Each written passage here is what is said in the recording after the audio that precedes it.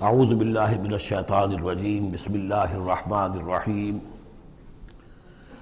سبح اسم ربک الاعلی الذی خلق فسوی والذی قدر فہدی صدق اللہ العظیم۔ اب جو دو صورتوں کا جوڑا آ رہا ہے، سورۃ الاعلی اور سورۃ الغاشیہ، ان دونوں کے بارے میں یہ بات تو آپ میں سے بہت سے حضرات کے علم میں ہوگی کہ نبی اکرم صلی اللہ علیہ وسلم کا یہ معمول تھا کہ جمعہ اور عیدین کی نمازوں میں آپ ان صورتوں کی قرأت فرماتے تھے، پہلی رکعت میں سورۃ الاعلی، دوسری رکعت میں سورۃ الغاشیہ۔ اور اس کی وجہ بھی صاف سمجھ میں آ جاتی ہے، ان دونوں میں تذکیر کا حکم ہے حضور کو، فذکر انما انت مذکر فذکر ان نفعت الذکریٰ۔ تو چونکہ جمعہ اور عیدین میں خطبہ ہے، باقی نمازیں جو ہیں وہ تو صرف قرآن پڑھا جاتا ہے، لیکن یہ کہ جن نمازوں کے ساتھ خطبہ ہے اس میں وہ تذکیر ہے، یاد دہانی ہے، اور اس کے حوالے سے پھر یہ صورتیں جو ہے حضور نے صلی اللہ علیہ وسلم ان نمازوں کے لیے گویا کہ منتخب کی۔ سبح اسم ربک الاعلی، پاکی بیان کرو اپنے اس رب کے نام کی جو بہت بلند و بالا ہے۔ نام کا لفظ یہاں کیوں کہا گیا؟ اس لیے کہ ہمارا جو بھی کوئی ذہنی رشتہ ہو سکتا ہے اللہ تعالیٰ کے ساتھ، جہاں تک اس کی ذات ہے، وراء الورا ثم وراء الورا ثم وراء الورا، اس کا کوئی تصور ہمارے لیے ممکن نہیں، ہمارے تخیل سے، تصور سے، وراء الورا ثم وراء الورا، ہمارا جو بھی اس کے ساتھ ذہنی قلبی رشتہ ہے اس کے ناموں کے حوالے سے ہے۔ وَلِلَّهِ الْأَسْمَاءُ الْحُسْنَىٰ فَادْعُوهُ بِهَا، لہذا تسبیح بھی ہوگی اللہ کی، تحمید بھی ہوگی تو اللہ کے ان اسماء کے حوالے سے ہو۔ الذی خلق فسوی والذی قدر فہدی، یہ چار الفاظ جو ہے بہت قابل توجہ ہیں۔ جیسے کہ اس سے پہلے ہم پڑھ چکے ہیں کہ تین الفاظ میں تخلیق کے عمل کو اللہ تعالیٰ نے واضح کیا تقسیم کرتے ہوئے، هو اللہ الخالق البارئ المصور۔ ایک شے کا پہلے ایک ذہن میں نقشہ بنتا ہے، پھر اس کا بالفعل اس کو پھر باہر جو ہے اس کا وجود آتا ہے، پھر اس کے فنشنگ ٹچز ہوتے ہیں، پھر تصویر ہے اس کی۔ الخالق الباری المصور، یہ سورہ حشر کے آخر میں جو اسماء کا گلدستہ ہے سب سے بڑا قرآن حکیم میں، اس میں آخر میں یہی تین ہیں۔ یہاں چار الفاظ ہیں، خلق فسوا۔ اس کو ہم یوں سمجھ سکتے ہیں کہ ایک ہے کسی چیز کا جو اصل حیولہ ہے وہ تیار کر دیا جائے، جس کی سادہ ترین مثال یہ ہے کہ بلڈنگ ہے، اس کا سٹرکچر کھڑا ہو گیا، اب اس کے بعد تسویہ ہے، اس کی چھان پھٹک کر کے اور اس کے سنوارنا ہے، اس کو، اس کے اندر ڈیکوریشن ہے، اس کے اندر مختلف جو ہے خوبصورتی کی چیزیں پیدا کرنی ہے، یہ تسویہ ہے۔ تو تخلیق ڈھانچہ کھڑا ہو جانا، اور تسویہ پھر اس کے اندر تمام چیزوں کو بہتر سے بہتر انداز میں فنشنگ ٹچز دینا۔ والذی قدر فہدی، اب ہر شے کی جو کہ ان دو مراحل سے گزر چکی ہے، تخلیق اور تسویہ کے دو مراحل سے، اب اس کے لیے ایک اندازہ مقرر کیا جاتا ہے، اس کی کیا کیپیبلٹیز ہیں، اس کی کیا پوٹینشیلٹیز ہیں، یا یوں کہیے اس کی کیا لیمیٹیشنز ہیں۔ اب ایک انسان ہے، اشرف المخلوقات ہے، لیکن اس کی یہ لیمیٹیشن ہے کہ وہ اڑ نہیں سکتا۔ پرندہ ہے، چھوٹی سی چڑیا ہے، اڑتی پھرتی ہے۔ تو ہر ایک نوع کی لیمٹس ہیں، ہر ایک نوع کے لیے اللہ تعالیٰ نے اس کی ایک تقدیر، اس کا ایک اندازہ جو ہے مقرر کر دیا ہے۔ پھر انواع کی تقدیر مقرر ہوئی، انسانوں کی بھی تقدیر ہے، وہ جو میں بتا چکا ہوں، شاکلہ جو بنتا ہے، وہ جو بھی جینز آئے ہیں وہ تو اس کی گویا کہ گیون ہیں اس کے لیے، کسی کو ذہانت والے ملے ہیں، کسی کے اندر جسمانی قوت والے زیادہ ہیں، کسی میں کوئی اور وصف ہے، تو یہ بھی اس کے لیے گیون ہے، اور اس سے اس کا شاکلہ تیار ہو جاتا ہے، اس کی شخصیت کا ایک سانچہ بنتا ہے۔ اب ظاہر بات ہے کہ اس کے اندر جو بھی اب وہ محنت کرے گا اس کے اندر اندر کرے گا، اس سانچے سے باہر نہیں نکل سکتا۔ جیسے انگریزی کی کہاوت کہہ لیجئے یا جو بھی اسے کہیں، کہ وہ کہتے ہیں کہ you can't outgrow your skin, یہ کھال جو ہے ہمارے جسم پر چڑھی ہوئی ہے، آپ کتنے ہی موٹے ہو جائیں، میں اور کتنا ہی پھیل جاؤں، لیکن کھال سے باہر تو نہیں نکلوں گا، کھال وہ پھیلتی چلی جائے گی، تو کھال کے اندر رہنا ہے۔ اسی طرح وہ جو سانچہ بن گیا ہے انسان کی شخصیت کا، نیکی کریں گے تو اسی کے اندر اندر کریں گے، بدی کریں گے تو اس کے اندر اندر کریں گے۔ اب اس کی کوانٹٹی جو ہے وہ اللہ تعالیٰ کے ہاں فیصلہ کن نہیں ہے، اللہ تعالیٰ یہ دیکھ لے گا کہ اس شخص کے اندر کتنی کیپیبلٹی تھی، اس کے حساب میں اس نے کیا کیا۔ ایک شخص 100 درجے تک جا سکتا تھا، وہ گیا ہے 50 درجے تک۔ ایک شخص جا ہی سکتا تھا 50 تک اور وہ 50 تک چلا گیا، تو وہ 50 تک جو ہے وہ 100% کامیاب ہو گیا، اور یہ جو ہے ناکام شمار ہو جائے گا۔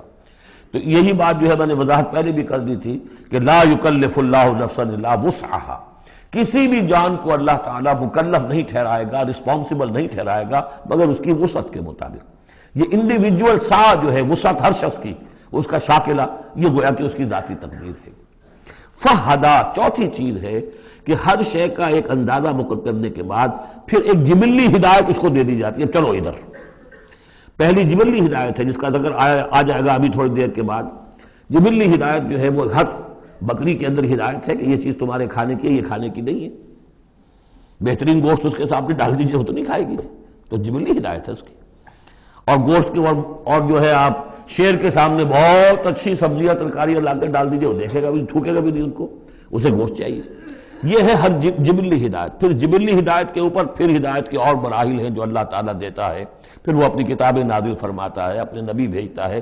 یہ گویا کہ ہدایت کی تکمیل ہے، ورنہ ہدایت تو بنیادی طور پر جو ہے ہر جبلت کے اندر بھی اللہ نے ودیت کر دی ہے۔ تو یہ ہر کریشن کے لیے یہ 4 الفاظ جو یہاں آئے، سبح اسم ربک الاعلی الذی خلق فسوی والذی قدر فہدی والذی اخرج المرعی، وہی ہے کہ جو نکالتا ہے چارہ زمین سے، فجعلہ غثاء احوا، جو شروع میں تو گھاس اگی ہے تو بڑی خوبصورت ہریابل جو ہے، اس کے بعد وہ سیاہ پڑ جاتا ہے اور چورا چورا ہو جاتا ہے۔ سنقرئک فلا تنسیٰ، اے نبی ہم آپ کو پڑھا دیں گے، آپ بھولیں گے نہیں۔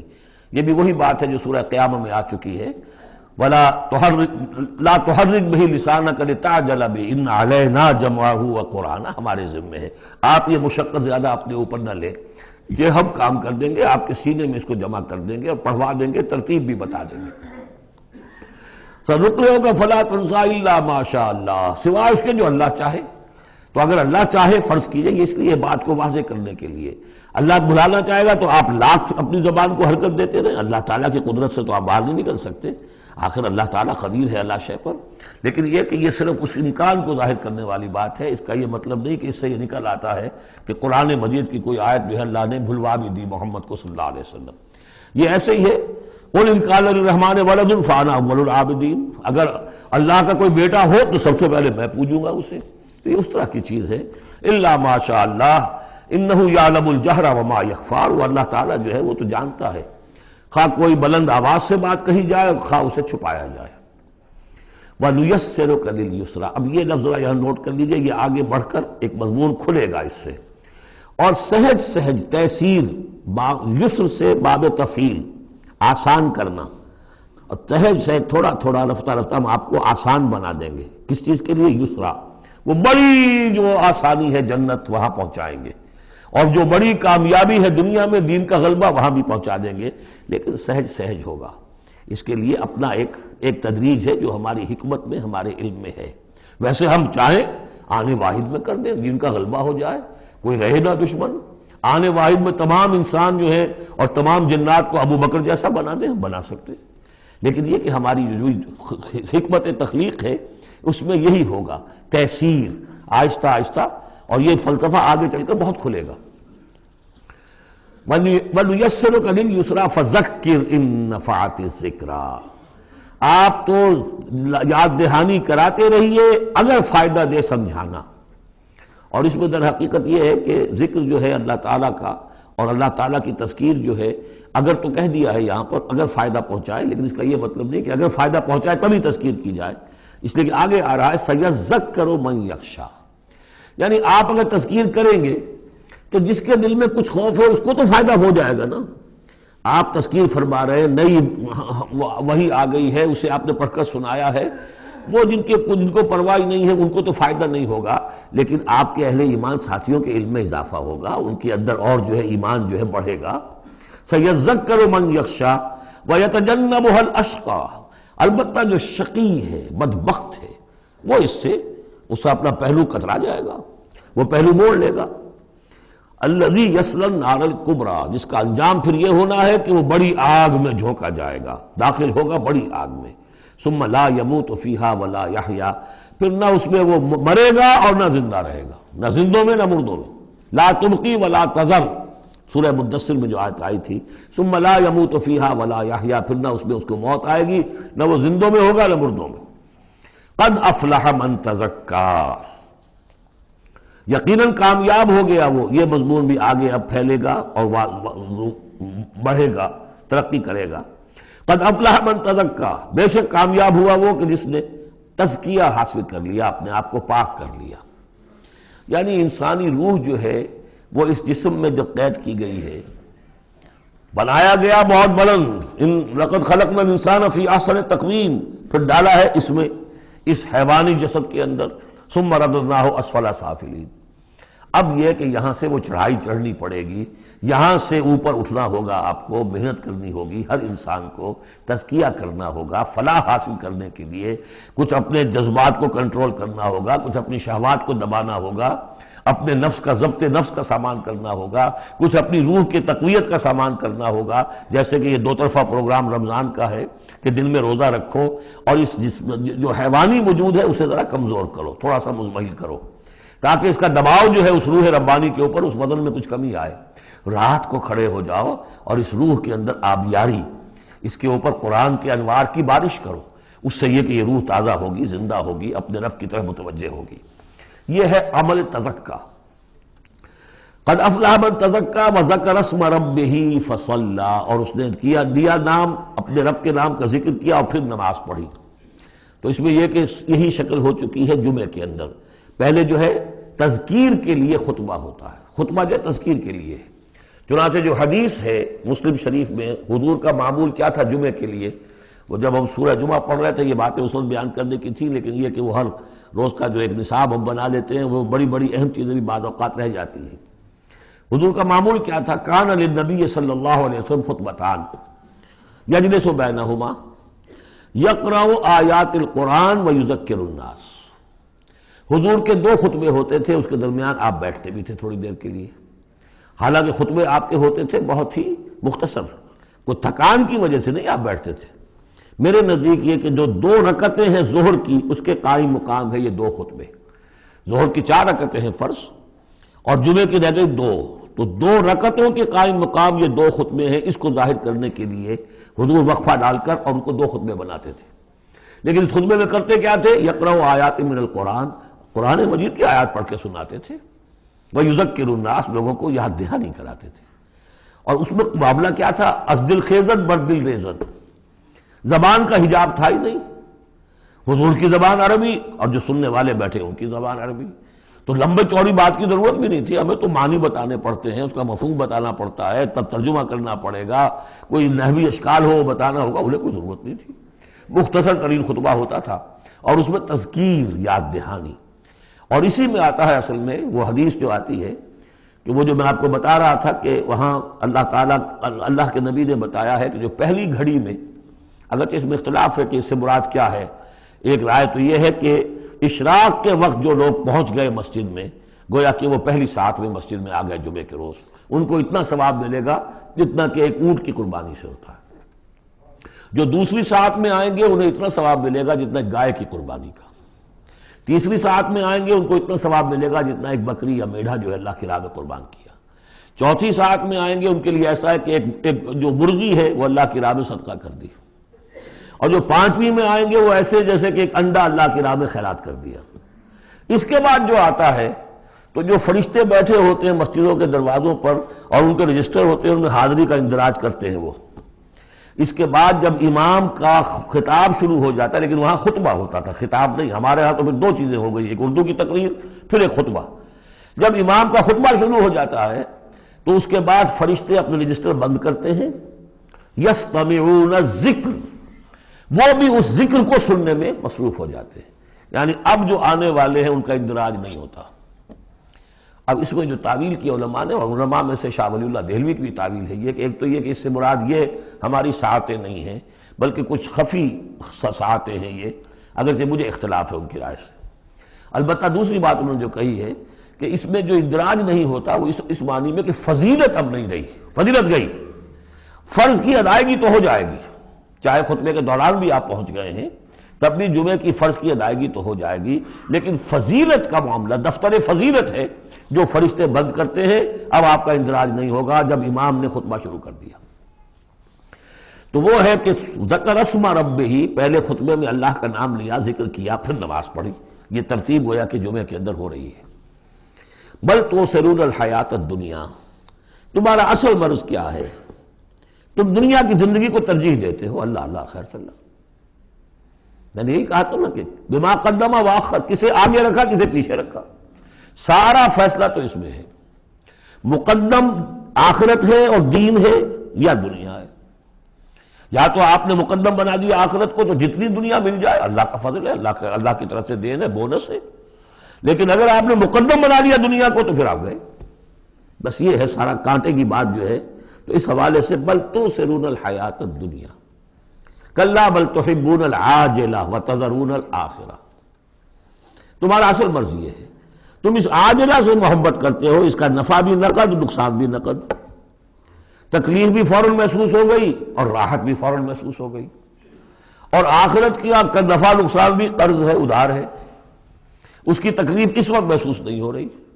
انگارے بھر رہے ہیں اپنے پیٹ کے اندر، لیکن وہ انگارے اس وقت پیٹ کو جلا نہیں رہے ہیں، وہ انگارے ظاہر ہو جائیں گے قیامت کے اندر، وہ جلائیں گے اس وقت، لیکن انگارے بھر اس وقت رہے ہو۔ جو فرمایا کہ جو یتیموں کا مال ہڑپ کرتے ہیں ناحق طور پر، یا اولئک ما یاکلون فی بطونہم الا النار، وہ آگ بھر رہے ہیں اپنے پیٹوں کے اندر، لیکن اس وقت وہ آگ ٹھنڈی ہے، شوگر کوٹڈ ہے، اوپر اس کے انسولیشن ہے، وہ آپ کے معدے کو جلاتی نہیں جا کر، لیکن وہی ہے تو آگ۔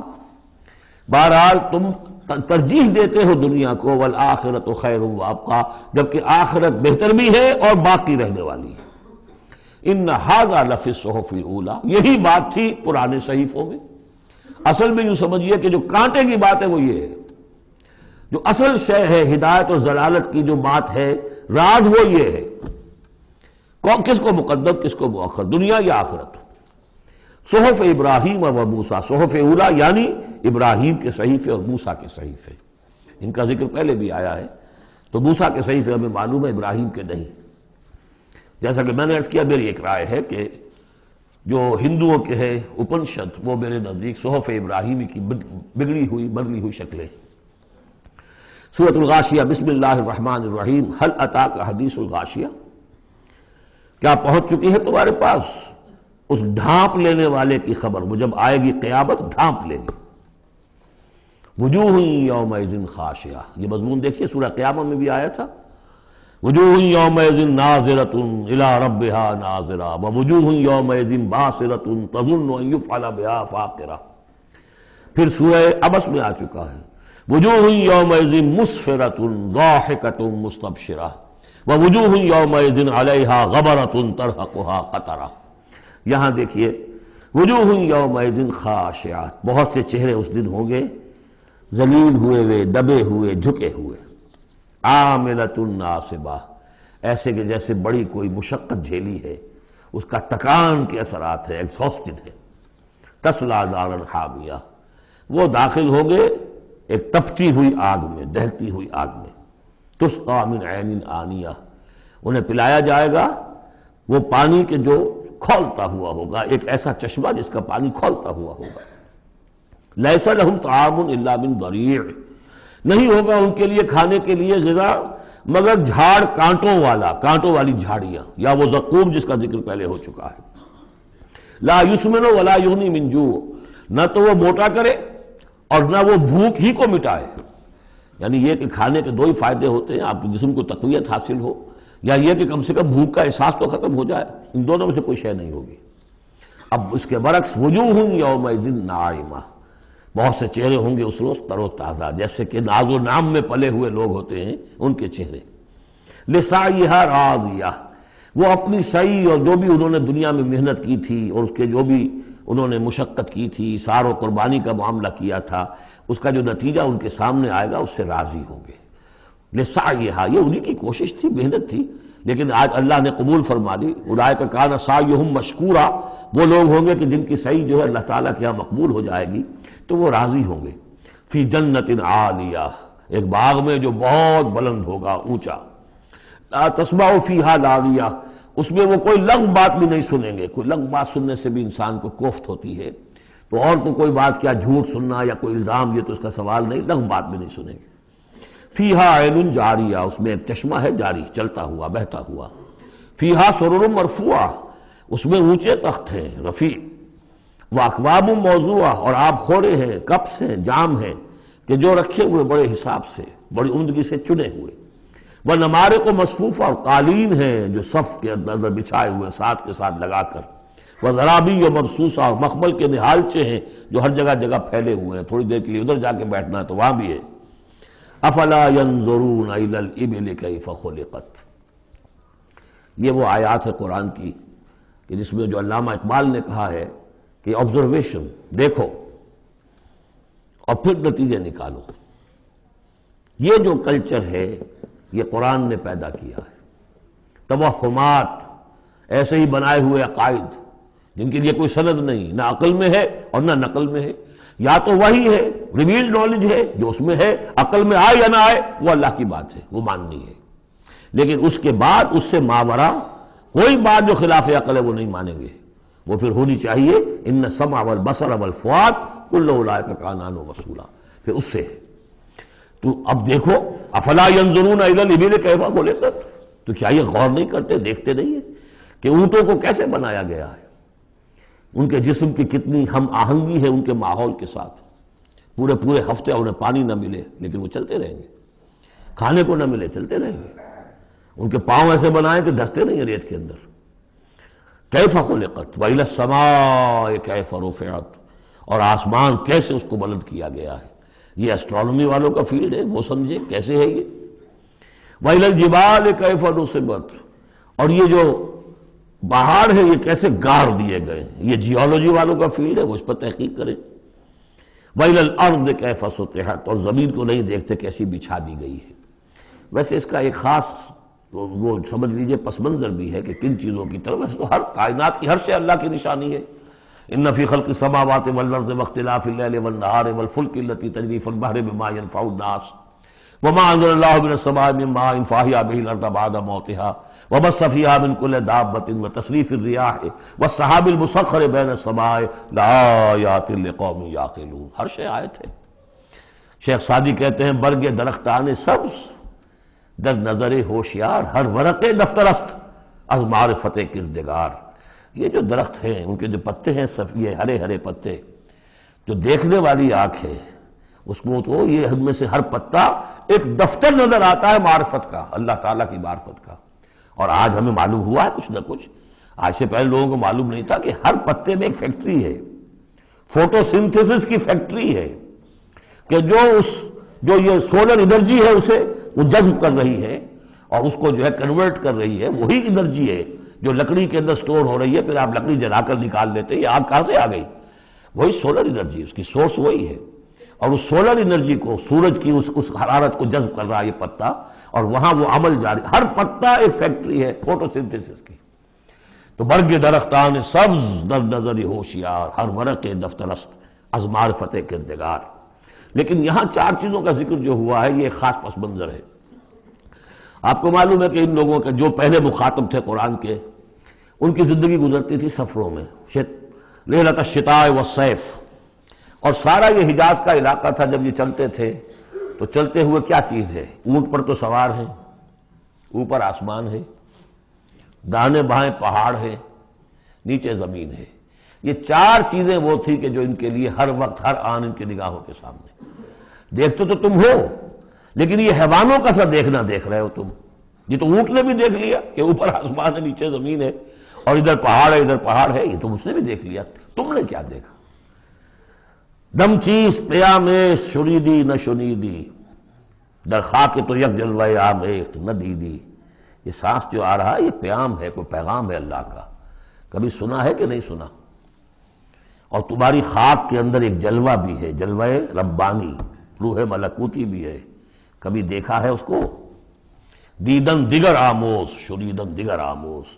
یہ صرف حیوانوں کا سا دیکھنا اور حیوانوں کا سا سننا.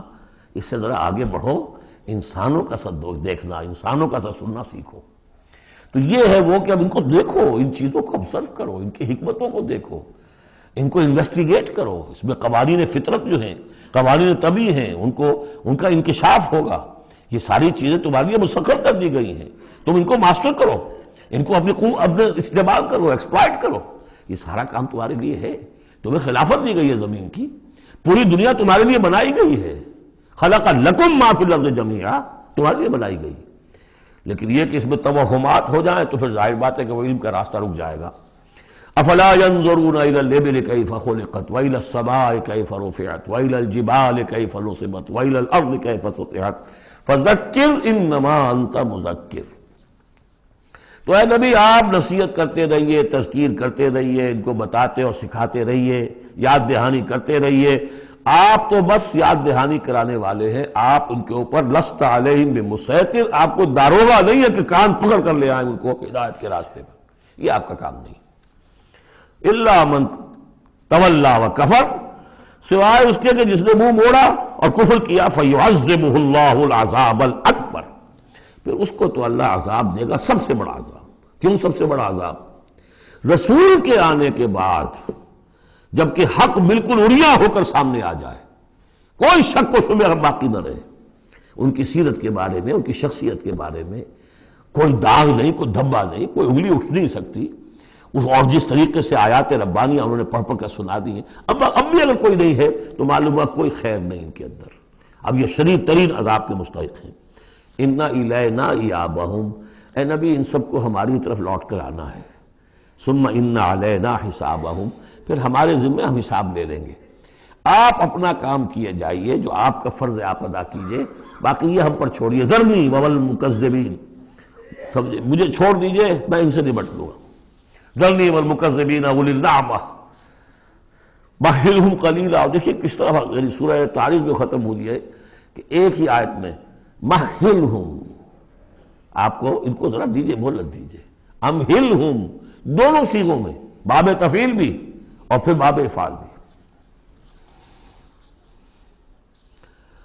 ان الینا ایابہم ثم ان علینا حسابہم اللہم حاسبنا حسابا یسیرا اللہم حاسبنا حسابا یسیرا. آمین یا رب العالمین.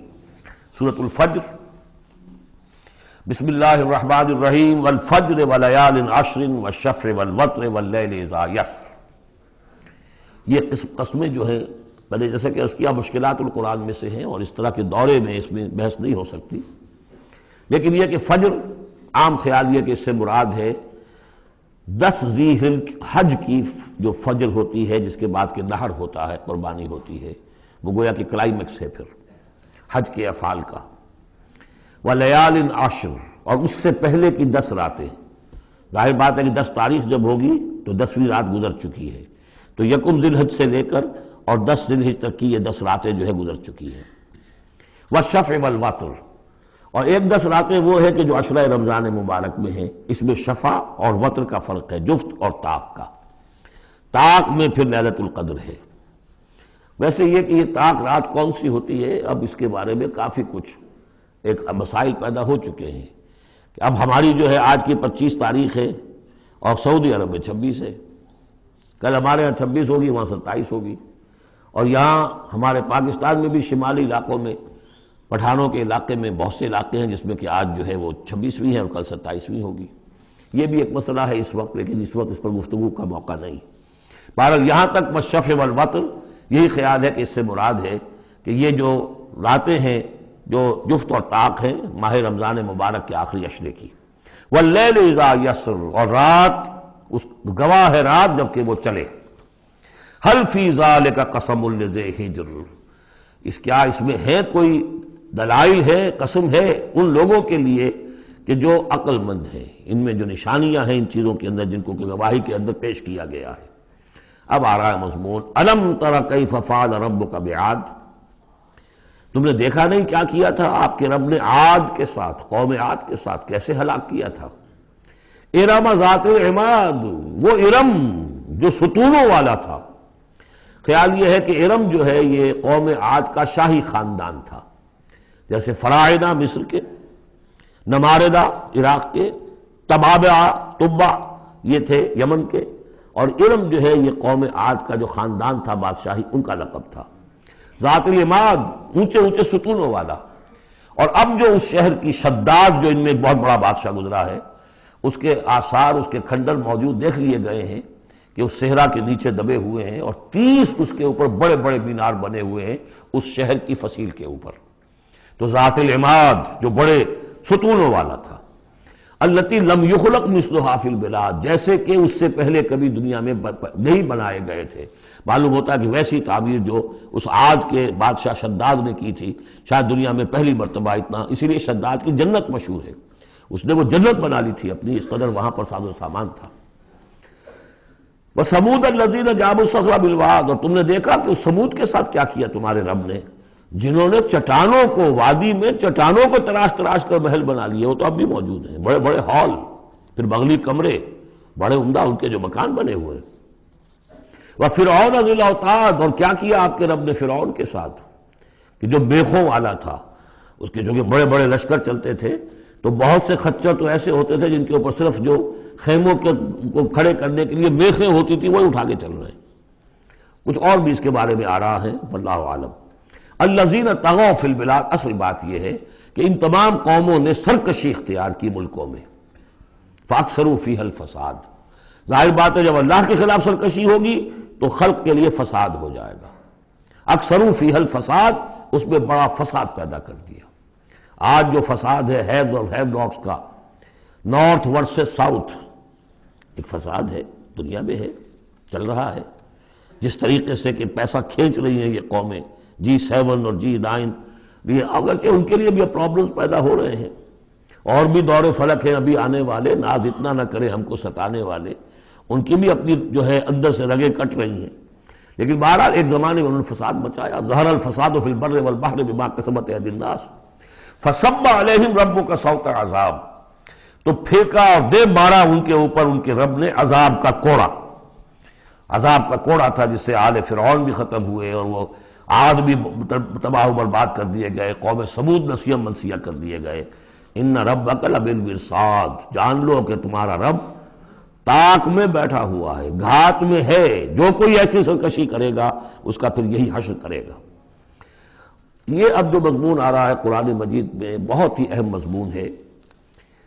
فَأَمَّا الْإِنسَانُ إِذَا مَا ابْتَلَاهُ رَبُّهُ فَأَكْرَمَهُ وَنَعَّمَهُ فَيَقُولُ رَبِّي أَكْرَمَنِ، انسان کا معاملہ یہ ہے کہ جب اس کا رب اسے آزماتا ہے، اسے عزت دیتا ہے، نعمتیں دیتا ہے، تو وہ کہتا ہے میرے رب نے مجھے عزت دی۔ وَأَمَّا إِذَا مَا ابْتَلَاهُ فَقَدَرَ عَلَيْهِ رِزْقَهُ، جب اسے آزماتا ہے اور اس کا رزق جو ہے اس پر تنگ کر دیتا ہے، راشننگ کر دیتا ہے، تھوڑا تھوڑا دیتا ہے، فَيَقُولُ رَبِّي أَهَانَنِ، تو وہ کہتا ہے میرے رب نے مجھے ذلیل کر دیا۔ کلا، ایسا نہیں ہے۔ آپ کو کیا خرابی نظر آئی اس میں؟ کوئی شرک نہیں ہے۔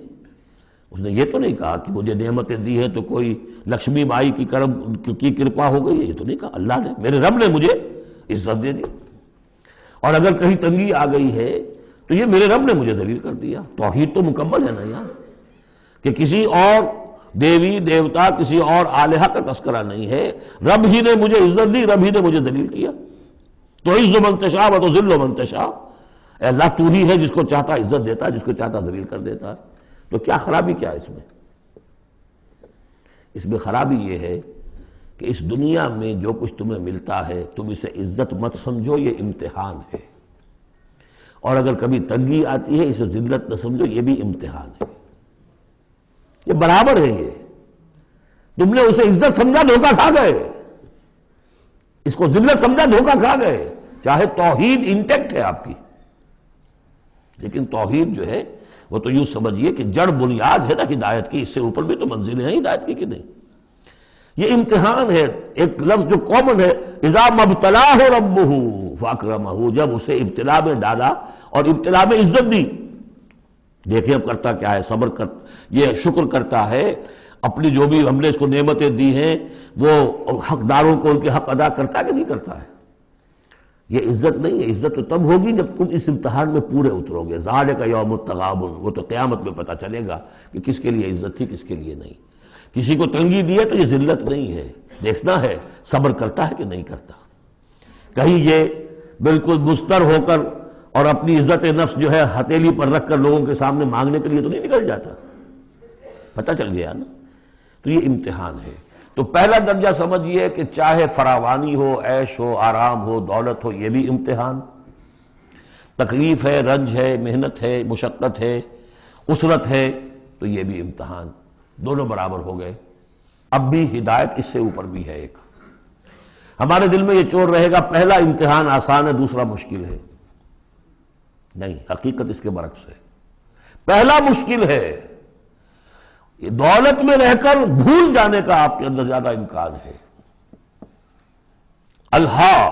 میں نے حدیث آپ کو سنائی تھی، ما قل و کفا خیر مما کثر و الہا، اگر زیادتی ہوگی، دولت ہوگی، تم اللہ کو بھول جاؤ گے تو زیادہ سخت نقصان یہ ہے، زیادہ بڑا امتحان یہ ہے، اور اگر ناپ تول کر مل رہا ہے تو ہر وقت اللہ یاد رہے گا، یہ ہلکا ہے، اگر حقیقت وہ بھاری ہے۔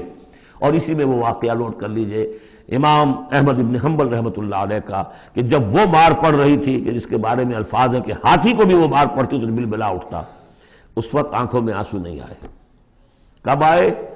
جب بادشاہ وقت، خلیفہ وقت کا ایلچی آیا ہے اشرفیوں کے توڑے لے کر کہ یہ بادشاہ نے آپ کے لیے نذرانہ بھیجا ہے، تب رو پڑے، اے اللہ میں اس امتحان کے قابل نہیں ہوں، یہ امتحان سختر ہے۔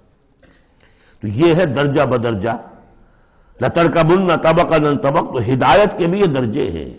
پہلا درجہ تو یہ ہے کہ جو بھی ہے اللہ کی طرف سے ہے، تنگی ہے تو اللہ کی طرف سے، اور فراوانی ہے تو اللہ کی، یہ توحید تو پوری ہو گئی آپ کی، اللہ کی طرف سے ہے۔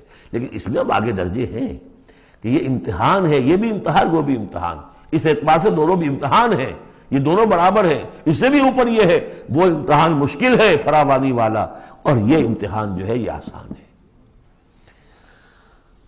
فَأَمَّا الْإِنسَانُ إِذَا مَا ابْتَلَاهُ رَبُّهُ فَأَكْرَمَهُ وَنَعَّمَهُ فَيَقُولُ رَبِّي أَكْرَمَنِ وَأَمَّا إِذَا مَا ابْتَلَاهُ فَقَدَرَ عَلَيْهِ رِزْقَهُ فَيَقُولُ رَبِّي أَهَانَنِ كَلَّا۔ لیکن چونکہ تمہاری ذہنیت یہ ہے، لہذا تمہارا طرز عمل کیا ہے؟ بَلْ لَا تُكْرِمُونَ الْيَتِيمَ، تم یتیم کی عزت نہیں کرتے، وَلَا تَحَاضُّونَ عَلَىٰ طَعَامِ الْمِسْكِينِ، تم مسکینوں کو، غریبوں کو کھانا کھلانے پر ایک دوسرے کو اکساتے بھی نہیں ہو، خود تو کیا کھلاؤ گے، اس لیے کسی اور سے اگر کہہ دیں گے تو وہ پلٹ کر کہہ دے گا تم کیوں نہیں کھلا دیتے، لہذا بہتر یہ ہے کہ خاموشی رہو۔ وَلَا تَحَاضُّونَ عَلَىٰ طَعَامِ الْمِسْكِينِ وَتَأْكُلُونَ التُّرَاثَ أَكْلًا لَمًّا، اور تم چاہتے ہو کہ ساری وراثت اور میراث سمیٹ کر تم ہی ہڑپ کر جاؤ۔ اور وہ رواج وہاں پر یہ تھا، ہندوؤں میں تو اب تک بھی شاید ہے، کہ وہ بڑا بیٹا جو ہے بس وہی وارث ہے، باقی کسی کا کوئی حق ہوتا ہی نہیں۔ یہ تو قرآن نے دیا ہے تفصیلی قانون وراثت۔ باقی یہ ہے کہ جس شخص کا ہاتھ پڑ گیا اور جس میں جو بڑا کوئی طاقتور ہے وہ چھوٹے بہن بھائیوں کو کیا دیتا تھا؟ کچھ بھی نہیں۔ تم چاہتے ہو کہ ساری میراث تم جمع کر کے ہڑپ کر لو۔ وَتُحِبُّونَ الْمَالَ حُبًّا جَمًّا، اور مال سے تو تم محبت کرتے ہو ٹوٹ کر، وہ تو گویا کہ کوٹ کوٹ کر بھری ہوئی ہے تمہارے دل میں۔ کلا، یہ دو صورتیں اس اعتبار سے ان کو ذہن میں رکھیے کہ خاص عرب کا جو ایک معاشرہ تھا، اس کا ایک کلچر تھا، اس کی ایک ثقافت تھی، اس کی تصویر ہے جو ان دونوں صورتوں میں آ رہی ہے۔ ایک ان کا اپنا ثقافت کا، ان کا ماحول، غریبوں کو کھانا کھلانا، یہ ان کے ہاں سمجھا جاتا تھا اچھا کام ہے، لیکن یہ کہ جو لوگ دولت کی محبت میں مبتلا ہو گئے وہ کیسے کریں گے اس کو، اور جو بھی وہاں پر ہو رہا تھا زوردار جو بھی ہے طاقت والا سب کو سمیٹ لیتا تھا۔ کلا اذا دکت الارض دکا دکا، اس آیت کے ترجمے دو بھائیوں نے علیحدہ کیے ہیں۔ دو بھائی کون؟ امام الہند شاہ ولی اللہ دہلوی کے فرزندان گرامی رحمت اللہ علیہ و رحمت اللہ علیہما، باپ پر بھی رحمت ہو اللہ کی اور دونوں بیٹوں پر بھی۔ یہ موضع القرآن میں شاہ عبد القادر صاحب نے ترجمہ کیا ہے، جبکہ زمین کو کوٹ کوٹ کر پست کر دیا جائے گا، ہموار کر دیا جائے گا، اذا دکت الارض دکا دکا۔ اور جو ان کے بھائی ہیں شاہ رفیع الدین رحمہ اللہ، وہ کہتے ہیں کہ جبکہ زمین کو ریزہ ریزہ کر دیا جائے گا۔ اب عربی زبان کے اندر یہ سارے احتمالات ہوں گے، میں پہلے ترجمے کو ترجیح دیتا ہوں کہ زمین کو کوٹ کوٹ کر چپٹا کر دیا جائے گا، پھیلا دیا جائے گا۔ وَجَاءَ رَبُّكَ وَالْمَلَكُ صَفًّا صَفًّا، سورہ حاقہ میں آپ نے پڑھا تھا کہ اس روز فَيَوْمَئِذٍ فَإِذَا انشَقَّتِ السَّمَاءُ فَكَانَتْ وَرْدَةً كَالدِّهَانِ، یہ تو ہم نے پڑھا سورہ رحمان میں۔ اور پھر یہ کہ وہاں بڑا بھربھرا سا ہو جائے گا، والملک علی ارجائہا، اس کے کناروں کے اوپر جو ہیں وہ فرشتے ہوں گے، ویحمل عرش ربک یومئذ، یہ عرش ربک فوقہم یومئذ ثمانیہ، اور 8 فرشتے اس روز اللہ کے عرش کو لے کر اتریں گے۔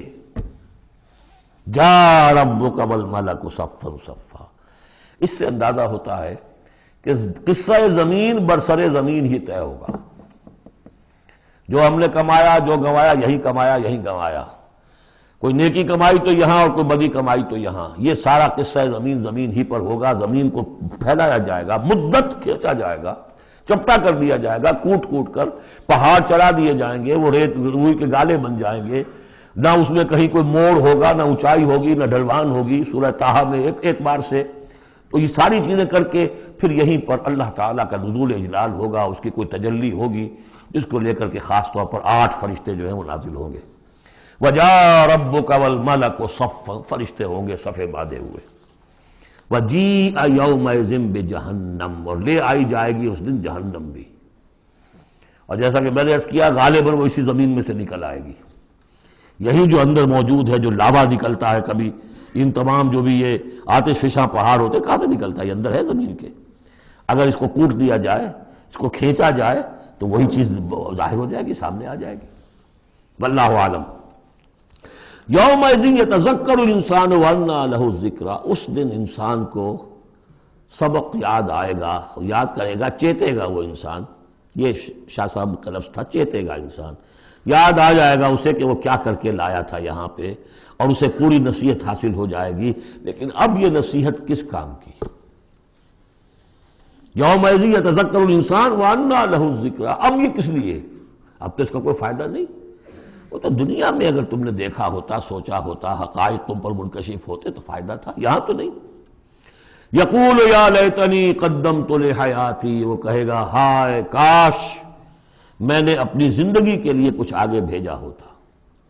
یہ لفظ نوٹ کیجئے، حیاتی، میری زندگی تو اصلی یہ ہے، آج معلوم ہوا مجھے، میں تو دنیا کی زندگی کو زندگی سمجھتا رہا، وہ زندگی نہیں تھی، وہ زندگی کی تمہید تھی، وہ ایک امتحانی وقفہ تھا، چھانٹی کرنے کے لیے اللہ تعالیٰ نے تمہاری بڑی طویل زندگی میں، وہ زندگی برطرز اندیشہ سود و زیاں ہے زندگی، ہے کبھی جاں اور کبھی تسلیم جاں ہے زندگی، تو اسے پیمانہ امروز و فردا سے نہ ناپ، جاویداں پہ ہم دواں ہر دم جواں ہے زندگی۔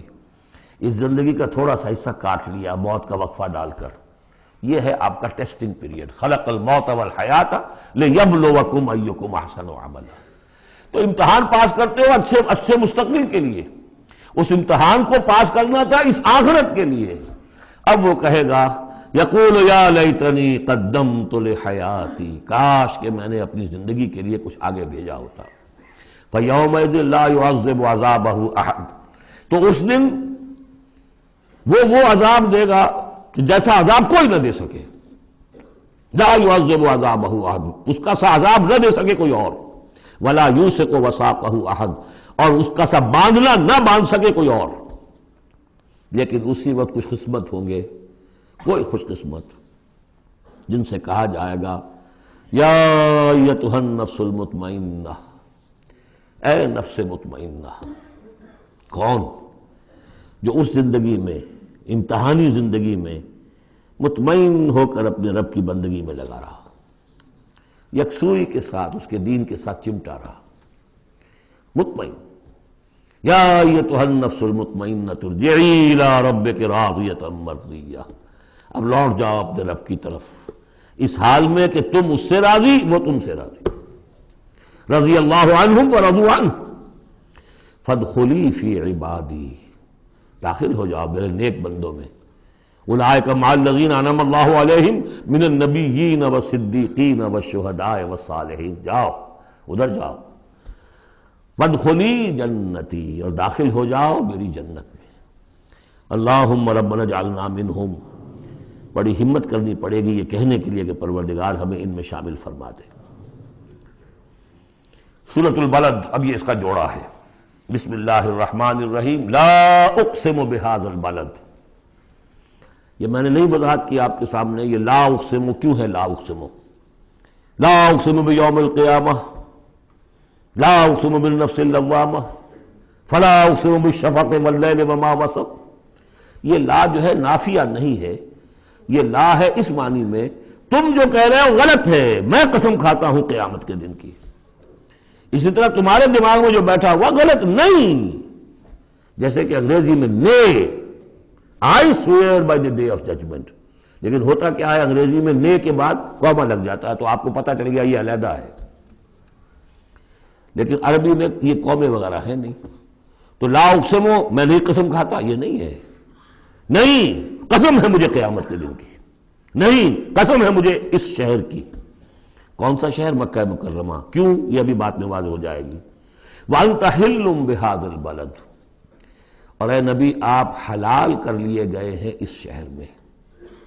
اور کچھ لوگوں نے ترجمہ کیا ہے آپ کے لیے حلال ہو جائے گا یہ شہر، یعنی یہ کہ ایک وقت آئے گا کہ اس شہر میں خونریزی کرنا آپ کے لیے اس کی اجازت ہو جائے گی، حالانکہ یہ جو ہے بلد الحرام ہے۔ گویا کہ فتح مکہ کے دن کچھ نہ کچھ تو وہاں پہ آخر خونریزی ہوئی ہے، بہت کم، منیمم ہوئی تو ہے، لیکن یہ کہ میرے نزدیک وہ مفہوم نہیں، مفہوم پہلا ہے۔ آپ کو حلال کر لیا گیا اس وقت، آپ کی عزت نفس پہ حملے ہو رہے ہیں، آپ کو ستایا جا رہا ہے، آپ کو تکلیفیں دی جا رہی ہیں، آپ جھیل رہے ہیں۔ دیکھیے ایک تو یہ شہر ہے وادی غیر ذی زرع جس میں کچھ پیدا ہی نہیں ہوتا، وہاں کی زندگی ویسے ہی مشقت والی زندگی تھی، اس کے اوپر to add fuel to fire, اے نبی آپ پر اب یہ جو مشقت پڑی ہوئی ہے کہ آپ دعوت حق کے ضمن میں جو مشقتیں جھیل رہے ہیں تو ہم اس کی قسم کھا رہے ہیں۔ لا اقسم بہذا البلد وانت حل بہذا البلد ووالد وما ولد، اور تیسری قسم والد اور اولاد۔ یہ ایک اور مشقت ہے جو انسان پر ہے، اولاد کا پالنا، پروان چڑھانا، پرورش کرنا، کتنا بڑا بوجھ۔ یہ قسمیں کھا کر کیا کہا؟ لقد خلقنا الانسان فی کبد، ہم نے انسان کو محنت و مشقت ہی میں پیدا کیا ہے۔ یہ گویا کہ اس کے ساتھ جوڑ لیجئے، یا ایھا الانسان انک کادح الی ربک کدحا فملاقیہ۔ تو میں نے اس وقت بھی عرض کیا تھا غالب کے جو دو اشعار ہیں، قید حیات و بند غم اصل میں دونوں ایک ہیں، بہت سے پہلے آدمی غم سے نجات پائے کیوں؟ مشقت تو یہاں ہر ایک کے لیے، محنت ہے، مشقت ہے، تکلیف ہے، مسائل ہیں، پریشانیاں ہیں، کوفت ہے، ہر شخص کے لیے۔ بس ذرا سا فرق ہے، کوئی ایئر کنڈیشن کمرے میں بیٹھا ہوا ہے لیکن چین نہیں ہے، ایئر کنڈیشن کمروں کے اندر مخملی گندیلوں پر نیند نہیں آ رہی ہے۔ کوئی شخص ہے کہ جس کو مشقت جو ہے جسمانی ہے، کسی کی مشقت جو ہے وہ نفسیاتی ہے، مشقت ہے۔ لقد خلقنا الانسان فی کبد، یہاں کوئی بھی اس کبد سے، اس مشقت سے مستثنا نہیں ہے۔ قید حیات و بند غم اصل میں دونوں ایک ہیں، موت سے پہلے آدمی غم سے نجات پائے کیوں؟ لیکن وہاں سورہ انشقاق میں اس سے اگلا مرحلہ ہے کہ اب تو گھبرا کے یہ کہتے ہیں کہ مر جائیں گے، مر کے بھی چین نہ پایا تو کدھر جائیں گے، مرنے کے بعد پھر کھڑے ہونا ہے اللہ کے حضور میں جا کر۔ فملاقی یا ایھا الانسان انک کادح الی ربک کدحا فملاقیہ فاما من اوتی کتابہ بیمینہ۔ اب یہ وہاں پر مسئلہ ہو جائے گا۔ تو انسان کے لیے مشقت اور محنت جو ہے یہ اس کا مقدر ہے۔ ووالد وما ولد لقد خلقنا الانسان فی کبد ایحسب ان لن یقدر علیہ احد۔ اس محنت و مشقت میں جو انسان پڑے ہوئے ان کے تمرد کا حال دیکھو، ابو جہل کو دیکھو اکڑا ہوا ہے۔ اگر ان کے لیے دنیا میں آسانیاں ہوتی تو یہ کیا کرتے، کیا ستم ڈھاتے، کیا بغاوتیں کرتے؟ کیا انسان یہ سمجھتا ہے کہ اس کے اوپر کوئی قابو نہیں پائے گا؟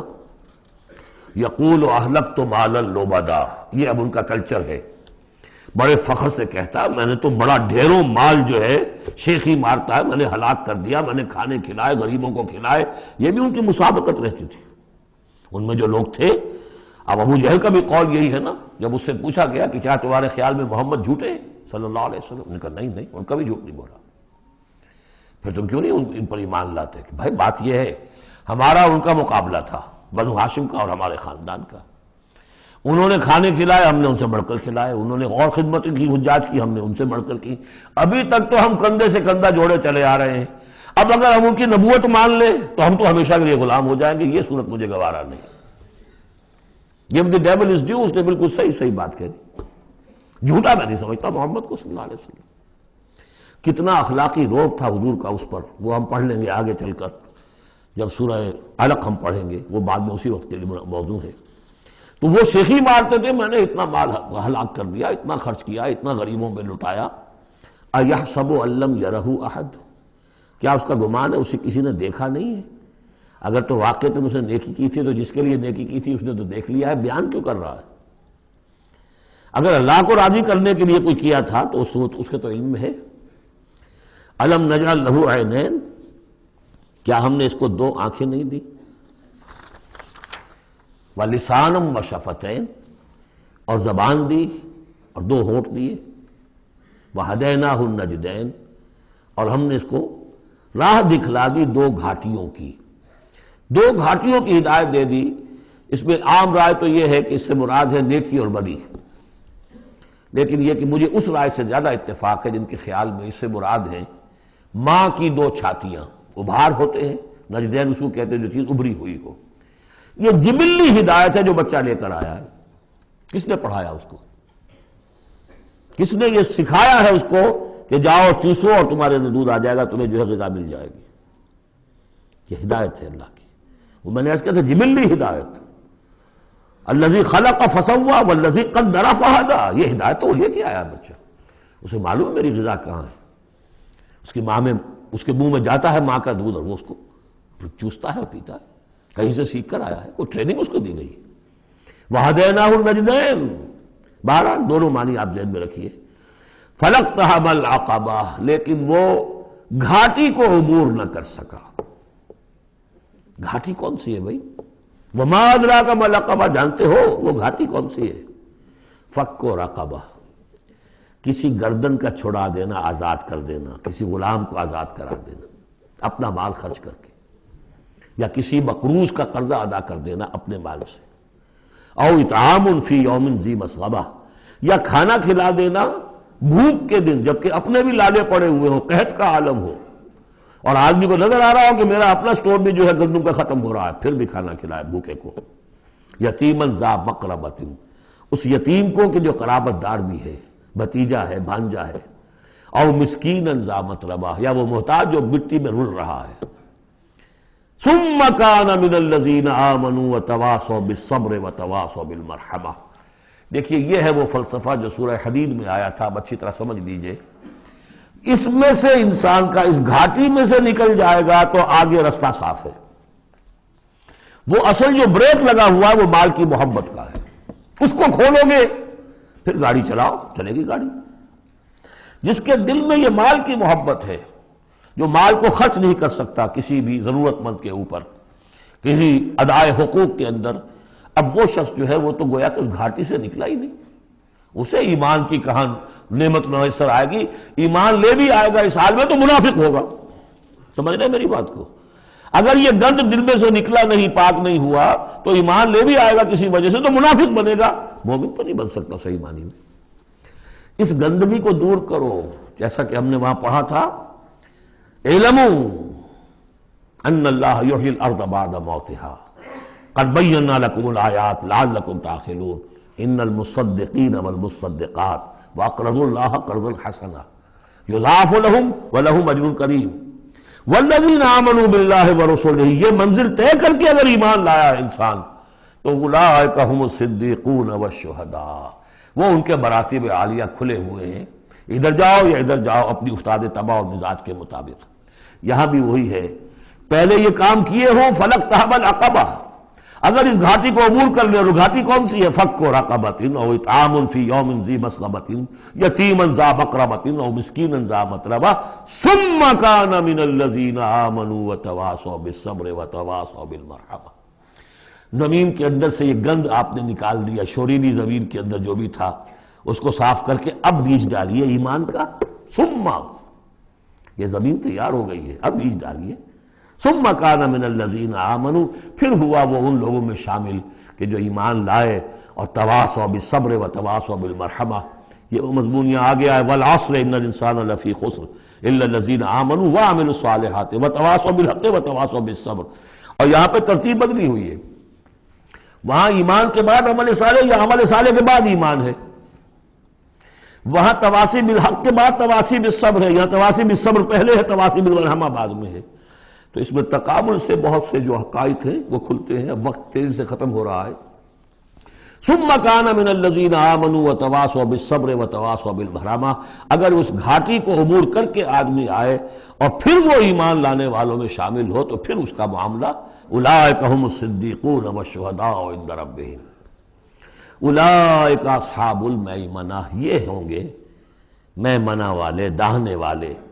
وہ داہنے والا ہم پڑھ چکے ہیں سورہ واقعہ میں بھی، فاصحاب الیمین ما اصحاب الیمین واصحاب الشمال ما اصحاب الشمال فالسابقون السابقون کنتم ازواجا ثلاثا، تین گروہوں میں تم تقسیم ہو جاؤ گے۔ پھر یہ بھی ہو سکتا ہے ان کو جو اعمال نامے دیے جائیں گے داہنے ہاتھ میں دیے جائیں گے، ان کو جو اعمال نامے تھمائے جائیں گے وہ بائیں ہاتھ میں تھمائے جائیں گے۔ اولئک اصحاب المیمنہ، ویسے یمن کا لفظ آتا ہے خوش بختی کے لیے، تو یہ خوش بخت لوگ ہیں، یہ کامیاب ہو گئے، یہ رشد اور سعادت کی منزلوں کو پا گئے، یہ فوز اور فلاح تک پہنچ گئے۔ والذین کفروا بآیاتنا، اور جو لوگ ہماری آیات کا انکار کریں گے، ہم اصحاب المشأمہ، وہ ہوں گے کم بختی والے، وہ ہوں گے شومی قسمت، وہ ہم نے جو وہاں پہ پڑھا تھا، یہ مشأمہ جو ہے تو یہ ہوں گے کم بختی والے۔ علیہم نار موصدہ، ان پر آگ بند کر دی جائے گی، یعنی ایک وہ ہے آگ کہ جس کا باہر نکل رہے ہیں، لپٹیں نکل رہی ہیں، ایک یہ کہ بند کر دیا جائے تو ساری حرارت اندر ہی اندر رہے، گویا کہ جسے دم پخت کہتے ہیں آپ، پوری کی پوری جو ہے ان کے اوپر آگ موند لی جائے گی۔ علیہم نار موصدہ، اللہ تعالی ہمیں اس سے بچائے اور ہمیں اللہ تعالی اپنی شان غفاری اور شان رحیمی کی طفیل ہمیں اصحاب جنت میں داخل فرمائے۔ بارک اللہ لی ولکم فی القرآن العظیم۔